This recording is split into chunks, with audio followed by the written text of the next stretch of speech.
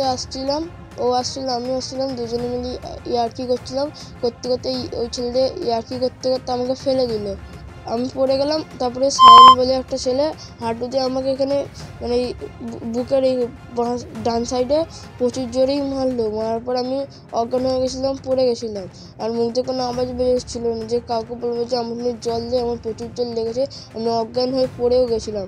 তারপর অনেকজন মিলে প্রচুর মেরেছে আমার। এরা আমাকে মারে যে স্যার ম্যাডামকে যদি বলতে যাই, ওরা আমাকে মারলে আমি স্যার ম্যাডামকে যদি বলতে যাই সেই জন্য আমাকে মারে ওরা। স্যারও ধরে ধরে নিয়ে গেল স্টাফ রুমে। তারপরে বরফ দিচ্ছিল ওখানে, বরফ দেওয়ার পর মাকে ফোন করলো, মা এলো, বেনুমন হসপিটালে এলাম, এসে এক্সরে করালো। এক্সরে করানোর পর আমি ঘরে এলাম, আবার সন্ধ্যেবেলা আবার ডাক্তারখানা গেছিলাম। আমাকে স্কুল থেকে ফোন এলো যে এরকম ছেলে অসুস্থ হয়ে গেছে, বদমাইশি করে কি মারপিট হচ্ছে, বুকে লেগেছে, তাড়াতাড়ি আসুন। এসে দেখছি যে এরকম ছেলে অসুস্থ হয়ে গেছে। ছেলে প্রচণ্ড খুব কাঁপছিল, ভয় পেয়ে মনে হয়তো কাঁপছিল। আর বুকে হচ্ছে, বুকের এখানে আমার খুব ব্যথা হচ্ছে। তারপরে টোটো করে স্যার গেলেন, আমরাও গেলাম, গিয়ে এসআই হসপিটালে নিয়ে গিয়ে বন্ধুদের সাথে মারপিট? হ্যাঁ, বন্ধুদের সাথে এরকম করে মারপিট হয়েছে। হ্যাঁ, সে একটু তো হয়ে আছে, ভয়ের আছে। এখন যাক, ছেলে এখন সুস্থ আছে, আমরা চাই এটা যেন মিটিয়ে নিই। হ্যাঁ, মিটিয়ে নিয়ে হয়েছিল। না না, কোনো আর অভিযোগ করবো না।